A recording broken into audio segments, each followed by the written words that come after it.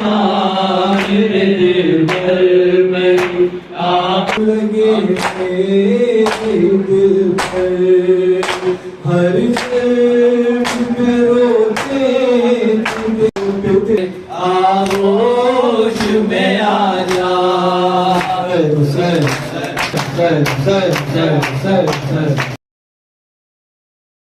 لیکن دونوں لاشوں میں فرق یہ ہے کہ حسین ابن علی کی لاش پر گھوڑے اس وقت اڑائے گئے جب حسین ابن علی کا سر قلم کر لیا گیا تھا، لیکن قاسم کی لاش پہ گھوڑے اس وقت اڑائے جب قاسم زندہ تھے۔ جیسے جیسے گھوڑے دوڑتے جاتے تھے ویسے قاسم آواز دے پلٹ کرتے جاتے تھے، چچا میری خیر لیجئے، چچا میری خبر لیجئے۔ پھیلائی ہوں باہیں میری گودی میں سما جا، آ جا میرے دل بھر میری آغوش میں آ جا۔ کا ہنگام فلک کانپ رہا تھا، زہرا کا جگر بندوں میں گرا تھا، محمد کا نواسا ماں تجھے ہاتھ ہر ایک غم میں تیرے ساتھ ہے بیٹا، میرے آغوش میں آ جا، تیرے سب کی قربان جا، تیرے دل پر آگے پیس لگے میرے دل پر ہر شب میں روتے بنا تھا تیرے دل پر، ہر بار پہ تلوار اٹھا لیتے ہے ہر بار پہ آغوش میں آ جا۔ اعوذ باللہ من الشیطان الرجیم، بسم اللہ الرحمن الرحیم، وصلی اللہ علی محمد وآلہ الطاہرین، اما بعد۔ آج محرم کی 10 تاریخ ہے، اور یہ 10 تاریخ وہ تاریخ ہے جسے عاشورہ کے نام سے یاد کیا جاتا ہے، اور آج کے دن پیغمبر اسلام حضرت محمد مصطفیٰ صلی اللہ علیہ وآلہ وسلم کا نواسا امام حسین علیہ السلام اپنے 71 ساتھیوں کے ساتھ کربلا میں شہید ہوئے۔ امام حسین علیہ السلام نے جو یہ شہادت پیش کی دین اور اسلام کے لیے اور اپنے نانا کی امت کے لیے، اس لیے کہ پیغمبر اسلام حضرت محمد مصطفیٰ صلی اللہ علیہ وآلہ وسلم نے اس دین کو پھیلانے کے لیے، اس اسلام کو لوگوں تک پہنچانے کے لیے بڑی محنتیں کی تھیں، بڑی زحمتیں کی تھیں۔ اس کے لیے بھوکے بھی رہے، اس کے لیے پیاسے بھی رہے، اس کے لیے کانٹوں بھی چلے۔ تو ہمیشہ اپنی امت کا ایک درد تھا کہ امت ہماری ہمیشہ صحیح راستے پہ رہے، اس کے اندر انسانیت رہے، اس کے اندر عزت اور شرافت رہے۔ لیکن ایک وقت ایسا آیا جب یزید نامی شخص تخت حکومت پہ بیٹھا اور اس نے دین اسلام کو ختم کرنا چاہا، دین کے چہرے کو مسخ کرنا چاہا، تو حسین ابن علی کو یہ گوارا نہ ہوا کہ ہمارے نانا کا دین جس کے لیے اتنی محنت کی اور اتنی مشقت کی، آج وہ دین یزید ختم کر رہا ہے، یزید اسے پامال کرنا چاہ رہا ہے، اس کے چہرے کو مسخ کرنا چاہ رہا ہے۔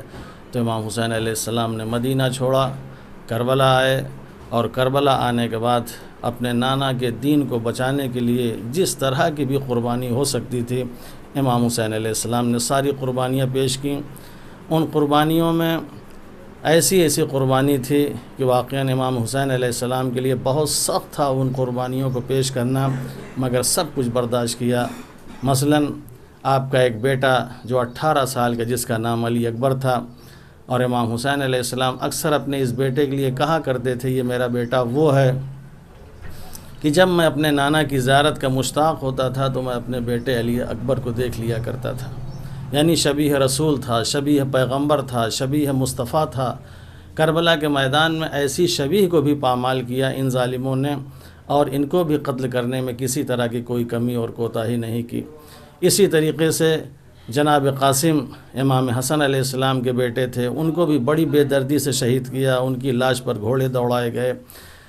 جناب عباس علیہ السلام تھے، انہیں بھی شہید کیا، ان کے بازوؤں کو قلم کیا اور ان کے لاش کے ٹکڑے ٹکڑے کیے۔ یعنی جتنی عداوت اور جتنی دشمنی نبھا سکتے تھے لاشوں کے ساتھ وہ ظلم کیا۔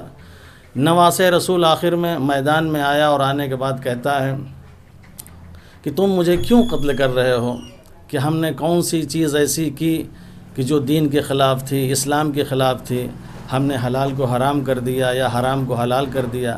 ہم اپنے نانا کے دین ہی کی تو تبلیغ کر رہے ہیں اور اسی کو تو پہنچا رہے ہیں، تم لوگ مجھے کیوں شہید کر رہے ہو، کیوں قتل کر رہے ہو؟ لیکن ان لوگوں نے ایک نہ سنی اور نواسہ رسول کو بھی شہید کیا۔ شہید کرنے کے بعد اتنی بے دردی سے شہید کیا تھا کہ آپ کے جسم کے اوپر 1951 زخم لگے تھے، اور جب گھوڑے کی زین سے زمین پر آنا چاہیں تو زمین پر نہیں آئے بلکہ تیروں کے اوپر آپ کا جسم معلق رہا۔ اور پھر اس کے بعد ظلم اتنا وہ کیا کہ شمر ایسا شخص جو قریب آتا ہے اور آنے کے بعد امام حسین علیہ السلام کے سر کو تن سے جدا کرتا ہے اور نو کے نیزے پر بلند کرتا ہے۔ یہ رسول کے نواسے کے ساتھ سلوک کیا گیا۔ اگر اسی پر اکتفا کر لیتے تو پھر بھی غنیمت، لیکن اس کے بعد عمر سعد جو فوج یزیدی کا کمانڈر تھا وہ کہتا ہے کہ حسین کی لاش کو اور جتنے ہیں سب کی لاش کو گھوڑوں کی سموں سے پامال کیا جائے۔ گھوڑوں کی نال بندی شروع ہوئی، لیکن جب پامالی کی بات آئی جتنے قبیلے والے تھے ایک ایک کر کے اپنے اپنے جنازے اٹھا لیے۔ کسی نے حر کا جنازہ اٹھا لیا، کسی نے جو ہے حبیب کا جنازہ اٹھا لیا، کسی نے زہیر کا، لیکن ایک لاش ایسی تھی جس کا کوئی اٹھانے والا نہ تھا، وہ لاش حسین ابن علی اور نواسہ رسول کی تھی۔ بس گھوڑے دوڑنا شروع ہوئے اور حسین ابن علی کی لاش گھوڑوں کے سموں سے پامال ہو گئی۔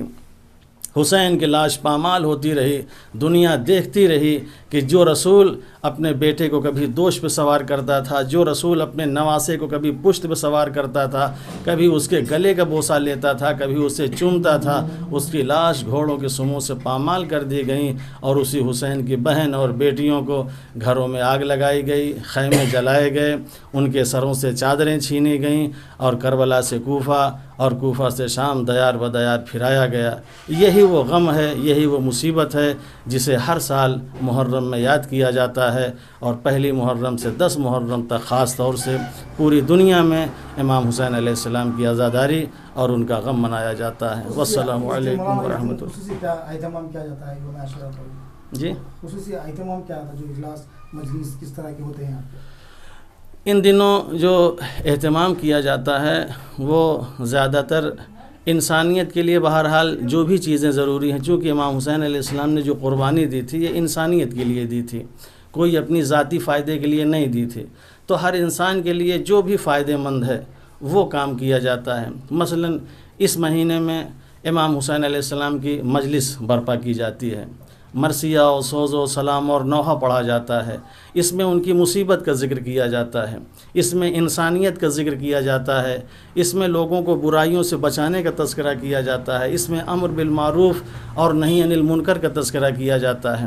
اس میں لوگوں کے ہر اس چیز کا خیال کیا جاتا ہے جو لوگوں کی ضرورت ہو۔ مثلا اس مہینے میں اگر کوئی ضرورت مند ہے تو اس کی ضرورتوں کو پورا کیا جاتا ہے۔ اس مہینے میں کوئی بھوکا ہے، چونکہ کربلا میں حسین بھوکے بھی رہے، پیاسے بھی رہے، ان کی بھوک اور پیاس کو سامنے رکھتے ہوئے ہم بھوکوں کو کھانا بھی کھلاتے ہیں، ہم پیاسے لوگوں کو پانی بھی پلاتے ہیں، ہم سبیل کا اہتمام کرتے ہیں۔ اور امام حسین علیہ السلام کا